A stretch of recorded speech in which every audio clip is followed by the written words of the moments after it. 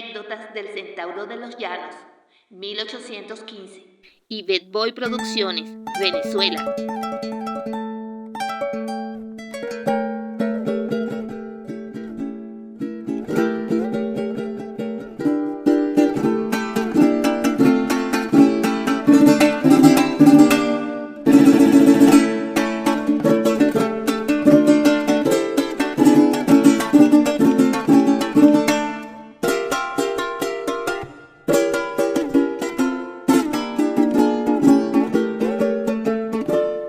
Con la muerte de Boves en 1814, comenzaremos la historia de Páez. Ya él se había declarado patriota tiempo atrás y luchado a las órdenes del ejército republicano. Páez se encuentra solo en las llanuras de Barinas. Los llaneros de la zona se habían pronunciado por el rey de España y, lanza en mano, defendían con ardor la causa del rey. Su mente fija en la venganza contra quien días antes le había hecho sufrir indigna prisión. Le seguía de cerca. Los hombres del pueblo se habían ido con el ejército español. Mientras vaga sin rumbo fijo, esquivando partidas realistas, recuerda cuando Puy le llevó a la cárcel y le hizo comparecer ante él para interrogarle, igual que a todos los demás soldados capturados del ejército patriota. Cuando llegándole el turno se le preguntó: ¿Usted se llama don José Antonio Páez? Sí, señor, le contesté. Entonces se dirigió a su secretario y le dijo: ponga usted a don José Antonio Páez por capitán. El exgobernador Luzardo y don Francisco Celis hicieron presente a Puy que yo era muy honrado. Sí, y muy patriota también, contesté a este. Y según dicen, muy valiente. Esta sanguínea respuesta le había ganado a Páez su sentencia a muerte. Puy se dirigió al carcelero y le ordenó remachar bien los grillos al señor capitán, advirtiéndole: si se escapa el capitán Páez, con este sable le cortaré a usted la cabeza. Cabe recordar que los dos bandos, realistas y republicanos, ejecutaban a cabalidad su promesa de exterminio contra criollos los unos y los otros a españoles y canarios por causa del decreto de guerra a muerte. El tiempo que permaneció en prisión fue testigo de las ejecuciones a prisioneros muertos a lanzazos en la oscuridad de la noche. Noche tras noche eran sacrificadas partidas de prisioneros. La misma noche en que le tocaba el turno de ser inmolado, un rayo de esperanza se hizo presente. Se oían gritos y el revuelo de soldados, tal vez el ejército patriota. Pero la causa de la algazara fue un tiro de fusil hacia la parte del río. Se envió a un piquete a reconocer el paso a la voz de quien vive.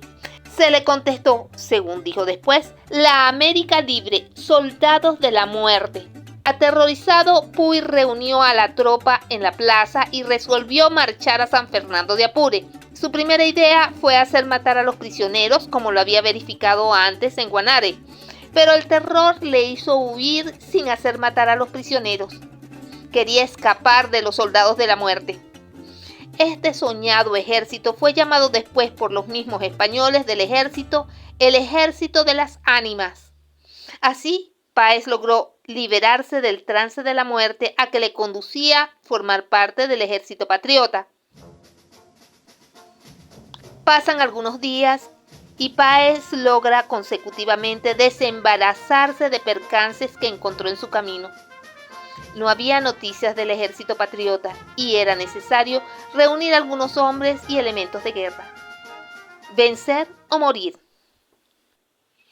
No a todos los que comandaron tropas los distinguió el cumplimiento del deber de protección a la ciudadanía, y este fue uno de los casos. Libre de perseguidores, Páez sigue la marcha. Está en los llanos venezolanos, donde han tenido lugar los últimos encuentros entre realistas y partidas del ejército patriota. En Barinas, sitio al que llega, encuentra al comandante patriota Ramón García de Sena, con 900 hombres, entre los cuales había 400 escogidos de caballería. Se destacó a Páez al frente de la caballería para hacer excursión de reconocimiento hasta Guasdualito, por la vía de los pueblos de Canagua y Quintero. El ejército enemigo al mando de Llanes se encontraba en las inmediaciones entre San Fernando de Apure y la ciudad de Nutrias. Con la rapidez que requería dar el parte a García de Sena, Páez regresó informándole: 1000 hombres de caballería, comandados por el catalán Puy y Remigio Ramos, sitiaron la ciudad de Barinas. La oficialidad patriota, entre los que se contaban Florencio Palacios, Diego Ibarra, León Ferrer, Rafael Rosales, Francisco Conde, Francisco Olmedilla, Juan José Conde y el mismo José Antonio Páez, deseaban salir a batirse con los sitiadores que habían causado estragos al incendiar la ciudad. Pero García de Sena dudaba, no permitiendo al ejército enfrentar al enemigo. Se corrió el rumor de que García de Sena quería abandonar la plaza sin enfrentar al enemigo.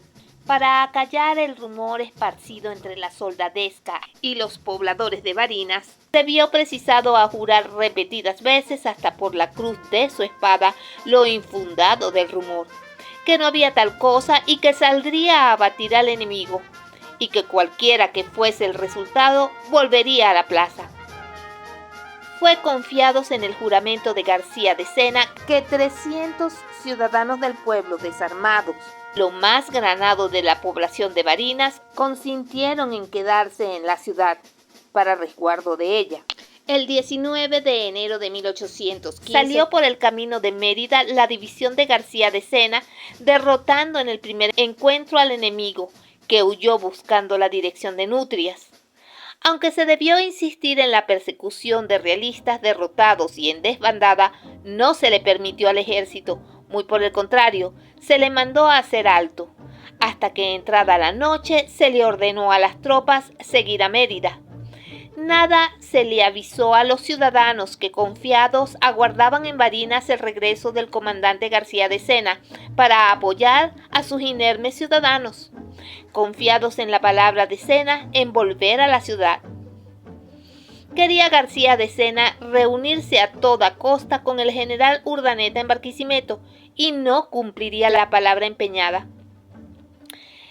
Desacertadas resultaron las órdenes de García de Sena, que por temor a un nuevo encuentro generó estragos de consideración, causando la muerte de muchos caballos al obligarlos a transitar recovecos, llegando muy pocas bestias al pueblo de Las Piedras, en donde, desembarazándose de quienes formaban la caballería, sugirió a los del regimiento tomaran el rumbo que quisiesen. De allí que quienes habían perdido sus caballos debían seguir el camino a pie. Páez fue uno de ellos. Poco tiempo después se supo que el ejército español dejado atrás había tomado el pueblo de Barinas y asesinado a todos los ciudadanos que, esperanzados en el ejército patriota, esperaron inútilmente su llegada. Llegando a Mérida, José Antonio Páez sirvió como agregado al pequeño escuadrón que mandaba el capitán Antonio Rengel. Marcharon de Lagunillas a Estanques.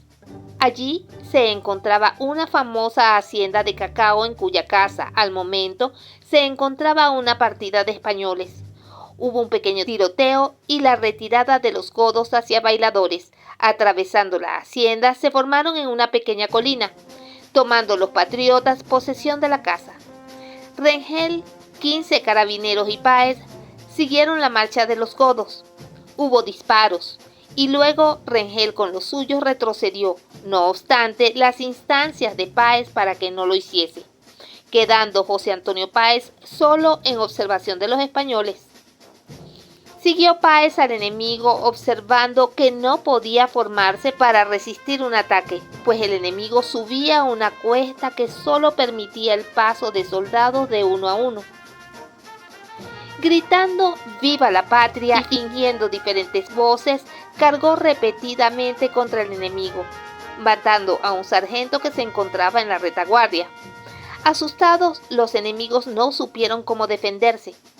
Unos se apartaban del camino y caían en los precipicios, otros atropellaban a sus compañeros, muchos más se arrojaban al suelo pidiendo clemencia. Tiraban armas y municiones y hasta 2 piezas de artillería fueron abandonadas en la confusión.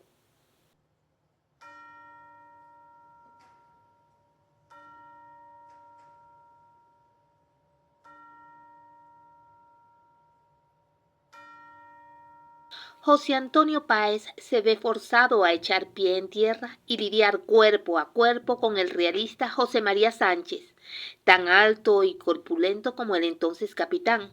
Se disputan con ferocidad la lanza de Páez, quien sin soltarla en ningún momento y después de gran esfuerzo logra arrancársela al realista, dándole una herida mortal. Páez, viéndole tendido en tierra, trata de quitarle un hermoso garniel que llevaba en el cinto. El realista prorrumpe en palabrotas y el capitán de caballería exhorta al moribundo a rezar el credo y en voz alta repite la plegaria para estimularle a repetirlo. Afortunadamente volvió la vista por casualidad, percatándose que el realista ya tenía casi fuera de la vaina el puñal que llevaba en el cinto. Así termina la historia del realista que desafió cuerpo a cuerpo al guerrero venezolano.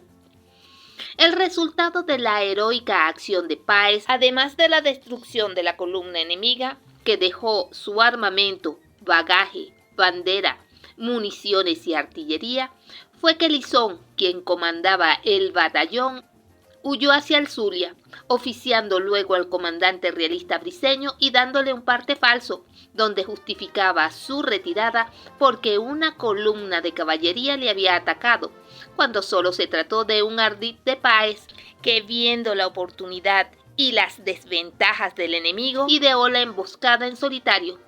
Este tipo de acciones destacaron a José Antonio Páez por su arrojo y valentía en las más difíciles circunstancias. Muchas son las acciones que destacan a Páez como guerrero. Podría seguir refiriéndome a ellas, pero estas dan una idea de su importante labor, sobre todo cuando el ejército patriota en los años 1814 y 1815 carecía en su línea de mando de la seguridad que imprimen las reiteradas victorias. Y Bad Boy Producciones, Venezuela.